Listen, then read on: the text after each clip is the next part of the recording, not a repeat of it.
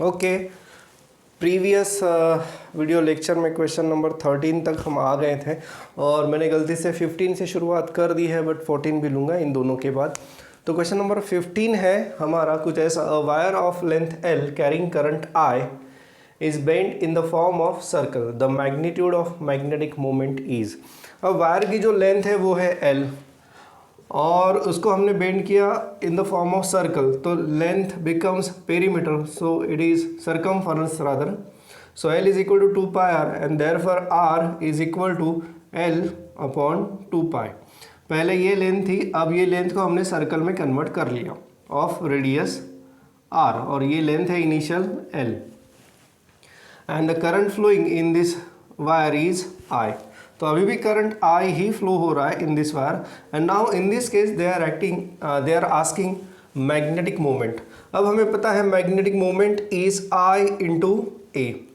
So I into A, that means current I is as it is and area of this circle is pi r square.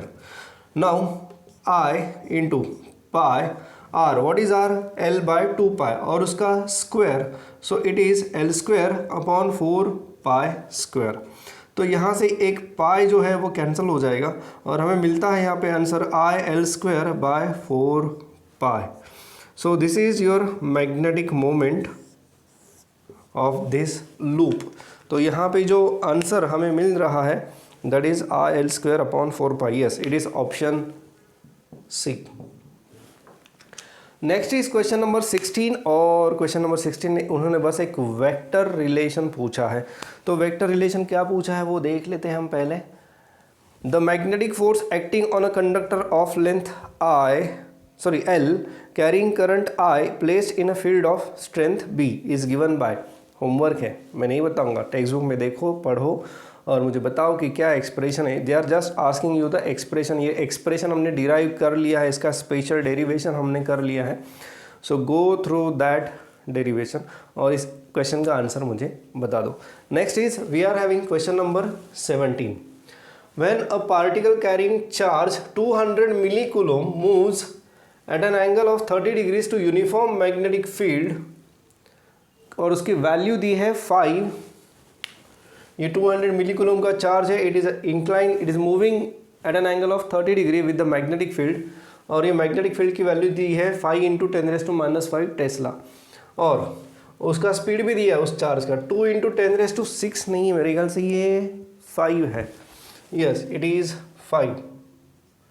The force on the particle is. अब इसके लिए आपको लॉरेंट्ज force को थोड़ा सा याद करना पड़ेगा। तो लॉरेंट्ज फोर्स क्या था? लॉरेंट्ज फोर्स था F is equal to Q into V cross B। Q into V cross B, that means हमें मैग्नीट्यूड चाहिए, हमें वेक्टर में नहीं चाहिए answer. So F is equal to Q V B sine theta. अब सारी values हम यहाँ पे पुट कर देते हैं। So in this case Q charge is 200 millicoulomb, so 200 into 10⁻⁻3। Velocity given is 2 into 10⁻⁵।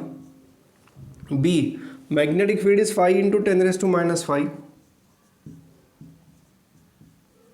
And sine theta is sine of 30। Sine of 30 लिख दिया और उसी जगह पे मैं साइन 30 की जगह पे अभी बता रहा हूँ, it is 1/2। So it is 1/2। हाँ जी, तो ये 2 और ये 2 कैंसिल हो गया। 5 into 200 it is 10⁻1000, not 10⁻, it is only 1000। 5 into 200 is 1000 into 10⁻⁻3 10⁻5 into 5 into 10⁻⁻5। अब देखते हैं, सॉरी ये मल्टीप्लिकेशन मैंने यहाँ पे की है, सो ये 5 यहाँ पे नहीं रहेगा। सो 5 इंटू 200 हमने कर लिया तो उसका आंसर आ रहा है 1000। 10⁻⁻3 10⁻5 और ये 10⁻⁻5। तो अब हमारा आंसर कितना आएगा? ये 10⁻3 और ये 10⁻⁻3 ये 1 हो जाएगा। 10⁻5 इंटू 10⁻⁻5 ये भी 1 हो जाएगा। सो हमारा आंसर आ रहा है 1 Newton. This is your force acting on that charge particle. तो ये था क्वेश्चन नंबर 15। 16 मैंने आपको बोला है और 17। अब हम बढ़ते हैं क्वेश्चन नंबर 14 जो छूट गया है उसे पहले कर लेते हैं। चलो अभी 4 क्वेश्चन हमें डिस्कस करने हैं, 3 तो थियोरेटिकल है, एक ये न्यूमेरिकल है। तो 14 क्वेश्चन कुछ ऐसा है, due to current 10 ampere flowing in a coil of radius 10 centimetre B यानी यहाँ पे मैंने शॉर्ट में लिखा है, बी का मतलब है magnetic field induction. So B at the centre is 3.14 into 10⁻³ tesla. The number of turns in the coil is, यानी वहाँ पे एक टर्न है, वहाँ पे मल्टीपल टर्न्स है, और ये कितने टर्न्स है ये उन्होंने पूछा है। करंट दिया है, रेडियस दी है और मैग्नेटिक फील्ड दिया है, and they are asking you the number of turns in the coil. फिर से एक बार बता रहा हूँ, ये कॉइल है, सोलेनॉइड नहीं है, याद रखना इसे। सो magnetic field in the coil can be given by B is equal to μ0 Ni upon 2R. This is the formula for magnetic field at the center of coil. So ये दिया है हमें, ये कितना दिया है 3.14 इंटू 10⁻³ B की value दी है 3.14 into 10⁻³ μ0 4 pi into n into current कितना है 10 एम्पियर, ठीक है, और ये ट्वाइस, और रेडियस आपको कितनी दी है 10 सेंटीमीटर, यानी 10 इंटू 10⁻⁻1। अब ये गड़बड़ कर दी मैंने थोड़ी, ये 4 पाई इंटू 10⁻⁻7 है, तो ये 10⁻�7 में यहाँ लिख देते हो। क्या 10⁻⁻7? μ0 की जो वैल्यू है वो है 4 पाई इंटू 10⁻⁻7, तो -7 मैंने यहाँ लिख दिया। अब बढ़ते हैं आगे। अब एक बात है कि 3.14 देने का उनका मोटिव ये था कि आप ये वाले पाई को ये 3.14 से कैंसिल करो। 3.14 is nothing but value of pi only, तो ये पाई आपको कैंसिल हो जाता है, ठीक है, ये 2 2s are 4। अब देखते हैं क्या मिलता है हमें। सो n इज इक्वल टू, अब देखो ये 10⁻⁻1 है, ये -7 है, तो ये -6 हो जाएगा, इंटू 10 आ गया, तो इंटू 10 यानी ये 10⁻⁵ हो जाएगा, ठीक है। सो अगर देखा जाए तो 10⁻⁵ है और ये 2, सो ये 10⁻³ डिवाइडेड बाय 2 इंटू 10⁻⁵। अब देखो 1/2 जो है आपका वो आता है 0.5, और 10⁻³ डिवाइडेड बाय 10⁻⁵ ये आता है 10⁻²। सो ये आ जाता है आपका 50। So the number of turns are 50। तो ये इस तरह के क्वेश्चंस भी आपको आपकी सीईटी में या फिर बोर्ड एग्ज़ाम में आ सकते हैं। सबसे ज़रूरी चीज़ ये थी कि यहाँ पे फॉर्मूला याद होना चाहिए। अब जनरली स्टूडेंट्स कंफ्यूज हो जाते हैं कि यहाँ पे पाई है या नहीं, क्योंकि ऐसा एक फार्मूला है किसके लिए, μ0 I upon 4 pi r, that is the expression for magnetic field due to straight conductor. यहाँ पे स्ट्रेट कंडक्टर नहीं है, तो यहाँ पे ये सिर्फ 2r रहेगा। तो थोड़ा सा फार्मूला जो है वो आपको कंफर्म होना बहुत ज़रूरी है, कंफर्म याद होना बहुत ज़रूरी है, अदरवाइज़ थोड़ा सा भी कन्फ्यूजन हो गया, कहीं गलती से आपने पाई लिख दिया तो आपका पूरा क्वेश्चन गलत हो सकता है। बढ़ते हैं आगे। Next is question number 18। The magnetic field at the centre of current carrying coil is, और इसमें ऑप्शंस दिए हैं, the magnetic field at the centre of current carrying coil is directly proportional to the plane of coil, is directly proportional to the is directed है, direction है, directly proportional नहीं है। So it is directed to the plane of coil, normal to the plane of coil, it is directed parallel to the plane of coil, it is zero, has none of the above characteristics। तो अगर एक coil है तो coil के बारे में हमने एक पढ़ा भी था कि coil acts as a bar magnet. तो हमने ऐसा देखा था कि कॉइल ये है, सो मैग्नेटिक फील्ड जो रहेगा वो ऐसे जाएगा, आइदर अपवर्ड डायरेक्शन और डाउनवर्ड डायरेक्शन। अगर ये कॉइल है so magnetic field will be either in upward direction और in downward direction, that means magnetic field is perpendicular to the plane of coil. So according to this question number 18 का जो answer बन रहा है, it is directed normal to the plane of coil, यानी option आपका जो बन रहा है वो है ए। आते हैं इसके तरह भी क्वेश्चंस आते हैं, क्योंकि डाउट रहेगा आपको इतने सिंपल क्वेश्चन आते हैं क्या। बात सिंपल की नहीं है, आपने कितनी थियरी पढ़ी इसके ऊपर भी ये टेस्ट होती है। तो next 19। In CGS system unit of magnetic flux देखा ही नहीं है हमने, पता ही नहीं है हमको। सो सीजीएस सिस्टम में अब देखो एसआई में मैग्नेटिक फ्लक्स का जो यूनिट है, रादर फ्लक्स, इलेक्ट्रिक फ्लक्स रहे यानी इलेक्ट्रिक फील्ड वाला फ्लक्स रहे या मैग्नेटिक फील्ड वाला फ्लक्स रहे, ये फ्लक्स का जो यूनिट है वो है वेबर। एसआई यूनिट है वेबर, ठीक है। तो सीजीएस में एक यूनिट है इसमें, and in CGS unit of magnetic flux is maxwell. Unit of magnetic flux is maxwell. हालांकि वेबर ये जो साइंटिस्ट का नाम था वही रखा गया as a unit for the flux. तो ये फ्लक्स का एग्जैक्ट यूनिट कौन सा है वो ट्राई करो, ढूंढो उसे और उसको सीजीएस में कन्वर्ट करो। अब सीजीएस में कैसे कन्वर्ट करोगे ये आपने पढ़ा है very first chapter of 11, that is measurement, units, measurement and vectors, ऐसा कोई एक चैप्टर था आपको पहला वाला। उसमें हमने डायमेंशनल एनालिसिस पढ़ा था और डायमेंशनल एनालिसिस में हमने देखा था how to convert unit from one system of unit to another system of unit, उसमें हमने देखा था। सो इसको ज़रा ट्राई करो क्योंकि इसी के ऊपर नेक्स्ट क्वेश्चन आपका बन रहा है, that is 1 maxwell is equal to dash dash weber. So 1 maxwell is equal to, याद रखना, 10⁻⁻8 वेबर। और ये कन्वर्जन कन्फर्म करो, करके देखो, ट्राई करो घर में। सो अब दोनों के लिए इसका जो ऑप्शन आ रहा है 19 का वो ए आ रहा है और 20 का जो है उसका भी आंसर ए आ रहा है। सो ये थे आपके क्वेश्चन नंबर 14, 18, 19 एंड 20। अब बढ़ते हैं आगे। ये थोड़ा नया था आपके लिए क्योंकि आपकी थियरी में मुझे दिखा नहीं, पता नहीं, ढूंढो अगर 11th की बुक में कहीं मिलता है तो, या फिर इस बुक में देखना, 12th की बुक में शायद मैंने रीड नहीं किया होगा, बट इसको देख लेना, कंफर्म करो। इससे ज़्यादा इम्पोर्टेंट है ये कन्वर्जन कंफर्म करो, ये कन्वर्जन आना चाहिए आपको क्योंकि कन्वर्जन के ऊपर भी क्वेश्चंस आते हैं सीईटी एग्ज़ाम में, तो याद रखना। Next question number 21। तो पहला क्वेश्चन है द 21, 22, 23। तो 21 क्वेश्चन और 22 क्वेश्चन आपको सेम नज़र आ रहा होगा, सेम स्टेटमेंट है, बट दोनों के लिए ऑप्शंस थोड़े अलग है।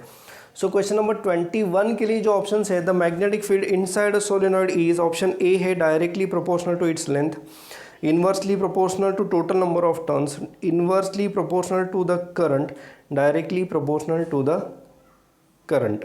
अब basically magnetic field inside the solenoid का अगर एक्सप्रेशन हम देखें, so B is equal to μ0 n I, where that small n stands for number of turns per unit length, तो यहाँ पे डायरेक्टली प्रोपोर्शनल टू लेंथ, यहाँ पे लेंथ का एक्सप्रेशन नहीं आ रहा है, लेंथ का symbol, directly inversely proportional to the total number of turns नहीं, ये गलत है, basically it is directly proportional to total number of turns. तीसरा है इनवर्सली प्रोपोर्शनल टू करंट, नहीं, it is directly proportional to current because B is equal to μ0 n I. So according to this expression we can see that the magnetic field is directly proportional to the current, और इसीलिए इसका जो option रहेगा question number 21 का वो रहेगा D.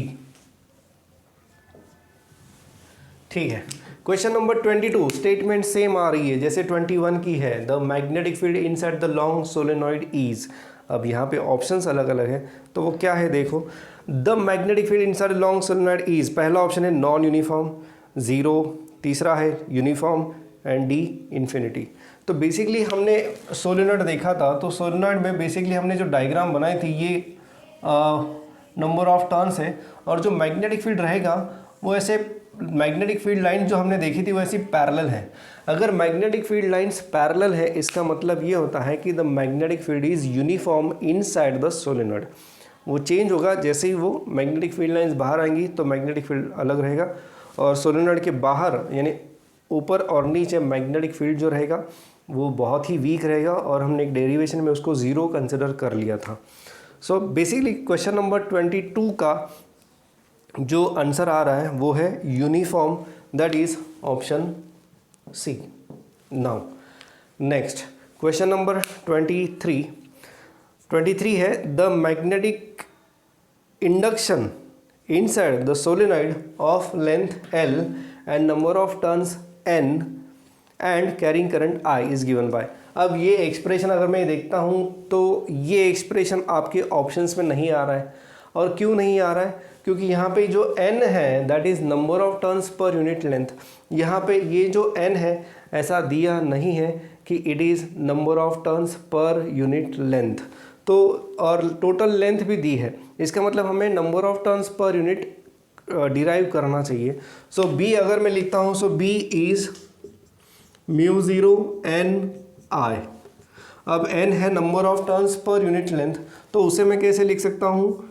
Mu zero capital N upon L into I, where capital L is total number of turns, L is total length. So N upon L gives number of turns per unit length. तो ये जो expression है वो है mu zero N I upon L. ऐसा option कुछ है कि आपके पास mu zero N I upon L? Yes, वहाँ पे दिखाई दे रहा है there is option D in question number 23। तो इस तरह के भी क्वेश्चंस आपको आएंगे, ज़रूर आएंगे। थ्योरेटिकल क्वेश्चंस है, बस एक्सप्रेशंस पता होने चाहिए।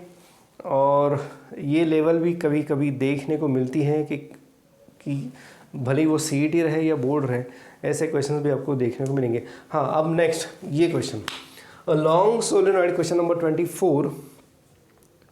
A long solenoid has magnetic field B along its axis. ठीक है, यानी यहाँ पे अंदर में जो मैग्नेटिक फील्ड है वो है B। हम सोलेनॉइड के मैग्नेटिक फील्ड की जब भी बात करेंगे, हम बात कर रहे हैं magnetic field inside the solenoid. ठीक है, if number of turns per unit length is doubled and current is halved, the new value of magnetic field is. ठीक है, चलो देखते हैं। सो मैग्नेटिक फील्ड का बेसिक फॉर्मूला है mu zero N I, where n stands for number of turns per unit length and I is current। अब यहाँ पे let B dash be the new value of magnetic field। So in this case mu zero को हम कुछ नहीं कर सकते, और n की जगह पे अब क्या कहा उन्होंने? Number of turns per unit length double हो गए, सो ये ट्वाइस n हो जाएगा। करंट इज हार्ड, तो ये I/2 हो जाएगा। So new value will be 2 cancel होके हमें क्या मिलेगा? म्यू ज़ीरो एन आई, यानी हमें यही वैल्यू मिल रही है। यानी जो नया मैग्नेटिक इंडक्शन बनेगा, मैग्नेटिक फील्ड इंडक्शन बनेगा, that will be B only. That means if you are making these changes in your solenoid, in that case there will not be any change in the magnetic field। magnetic field आपका same रहेगा। अब यहाँ पे इसी तरह के, अब ये तो बहुत इजी क्वेश्चन था, बट इसमें ये चेंजेस कर सकता है। ये number of turns per unit length वो 3 टाइम्स करेंगे या 4 टाइम्स करेंगे, लेंथ को वो डबल करेंगे, ट्रिपल करेंगे, या 1/3 करेंगे या 1/4 करेंगे, ऐसे भी क्वेश्चंस आएंगे। और इसमें बस फाइनल आंसर के जो ऑप्शंस हैं उन्हें चेंज किया जाएगा। बट इस तरह के क्वेश्चन भी इम्पोर्टेंट है। ठीक है, नेक्स्ट क्वेश्चन नंबर है आपका 25।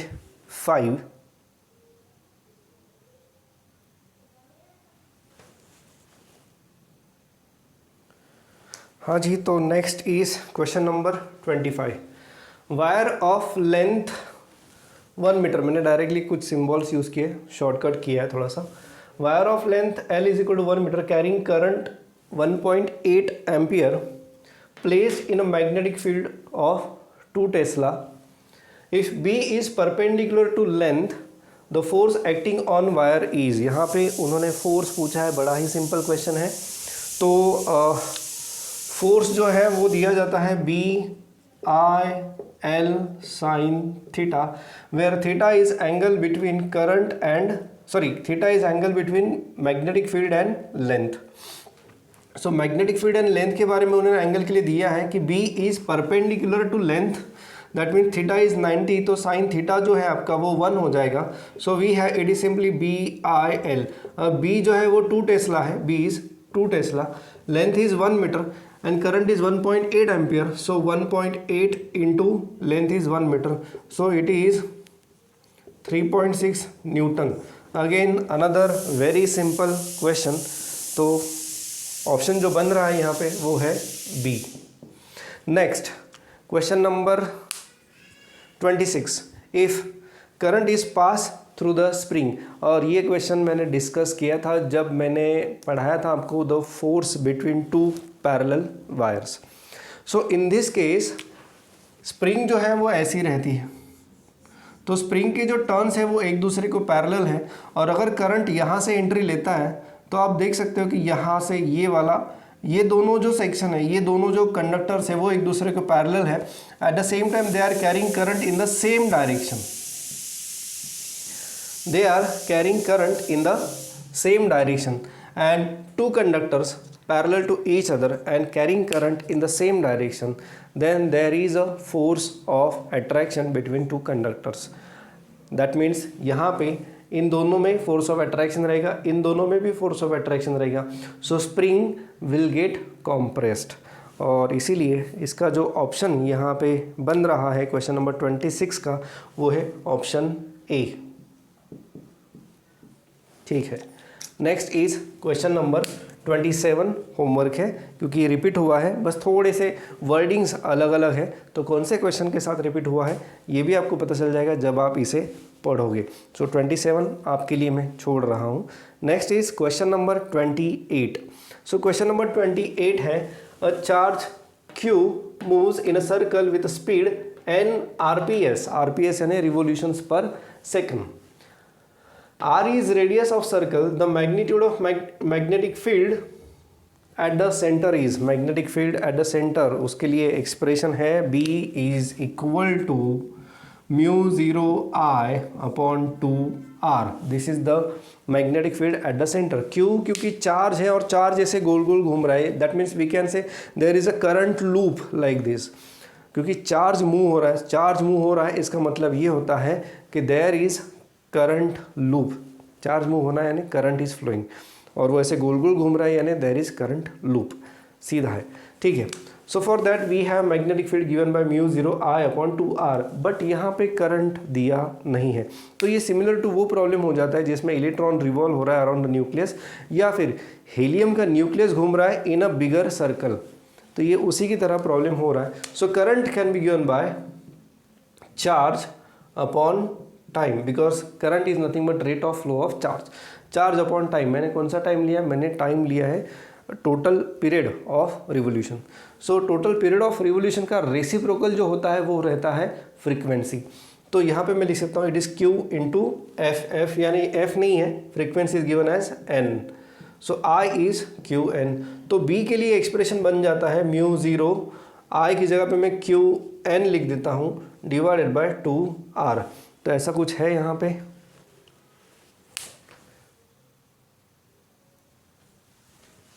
नहीं है, ऐसा कुछ भी नहीं है। क्यों? मैंने पहले ही कहा था कि ऑप्शन देखा करो, अदरवाइज टाइम लगेगा आपको, तो मैंने ऑप्शन देखे नहीं और गलती कर दी। तो ऑप्शंस में म्यू 0 है नहीं, तो म्यू 0 की जगह पे उन्होंने क्या लिखा है?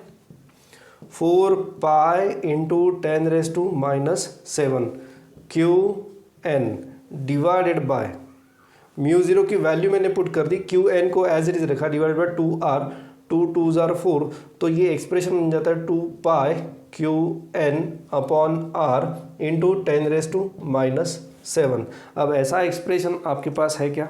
ढूंढ लेते हैं। 2 पाई QN, अच्छा मिल गया, it is option C. Question number 28 का जो आंसर मिल रहा है मुझे, दैट इज़ ऑप्शन सी। तो ये था discussion up to question number 28। बढ़ते हैं आगे क्वेश्चन नंबर 29 की तरफ। मैंने वर्ड्स को बहुत रिड्यूस करके स्टेटमेंट को लिखा है। तो स्टेटमेंट है क्वेश्चन नंबर 29 की, a solenoid is having 20 turns per centimetre, the current through the solenoid required to produce magnetic field of 20 milli tesla is. ठीक है, तो देखते हैं number of turns per unit length कितने दिए हैं? 20। बट अब यहाँ पे ये बहुत ज़रूरी है कि number of turns given are turns per centimetre, we have to convert this turns per centimetre into turns per metre. तो उसके लिए हमें क्या करना पड़ेगा?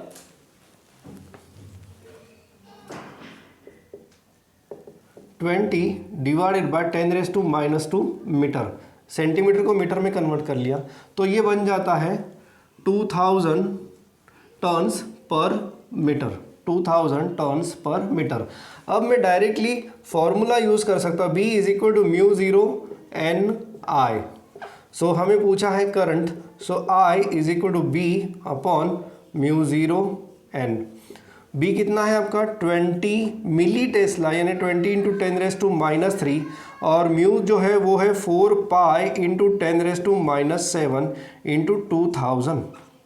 तो अगर ये कैलकुलेशंस आप करते हो तो आपको आंसर क्या मिलना चाहिए।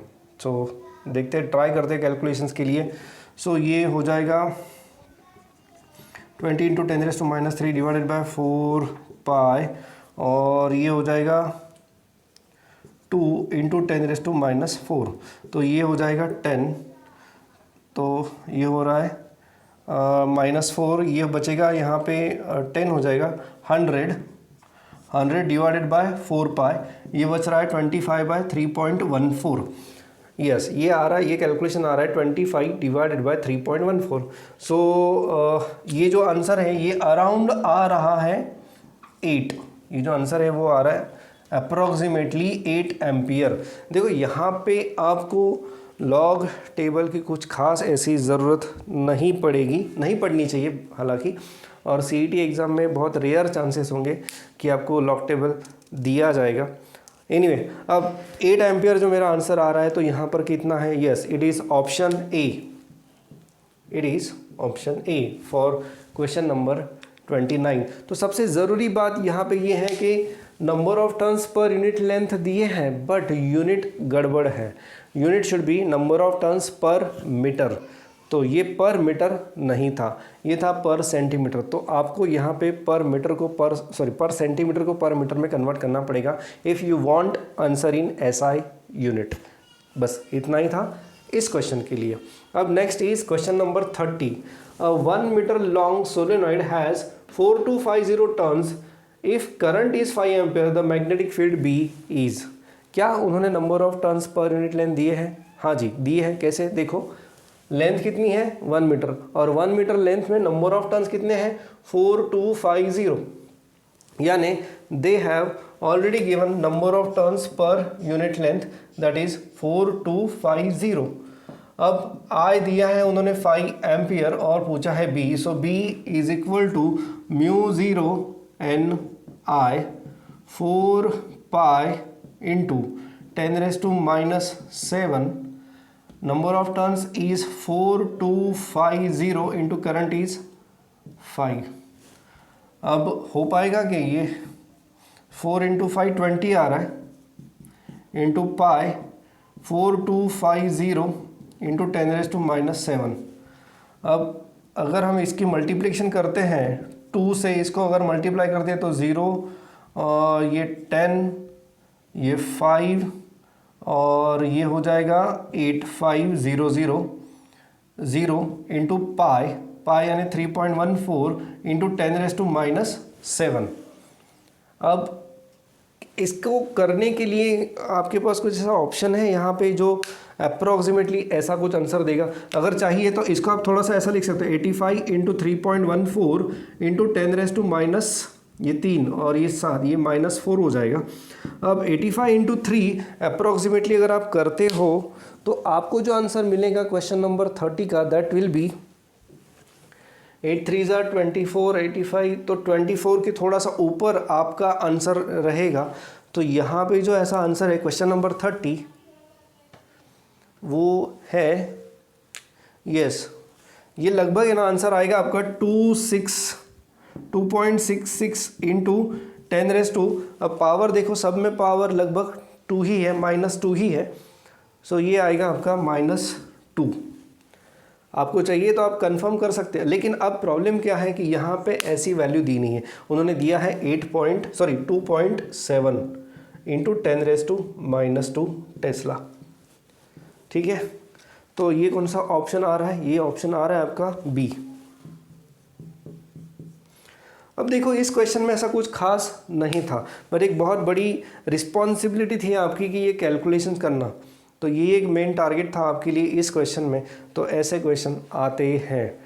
तो जितने भी क्वेश्चंस हमने अभी तक देखे हैं अप टू क्वेश्चन नंबर 30, ये सारे क्वेश्चंस आपको पूछे जा सकते हैं आपके सीईटी एग्ज़ाम में एज वेल एज आपकी बोर्ड एग्ज़ाम में, दोनों में ये इस तरह के क्वेश्चंस पूछे जाएंगे। अब बढ़ते हैं, अब बढ़ नहीं सकते, थोड़ा टाइम मेरे पास कम है, बट एनीवे बाकी सारे क्वेश्चन जो है हम डिस्कस करेंगे नेक्स्ट वीडियो लेक्चर में। तब तक इसको ज़रा अच्छे से करना, और जो होमवर्क के लिए मैंने छोड़ के रखा है आपके लिए उसे कंप्लीट करो। Unit conversion Maxwell and weber में वो कंफर्म करो 10⁻⁸ कैसे आ रहा है, नहीं आ रहा है तो मुझे बता दो, हम डिस्कस कर लेंगे इन डाउट सेशन। तो अभी के लिए बस इतना ही, और बाकी क्वेश्चन हम नेक्स्ट लेक्चर में करेंगे।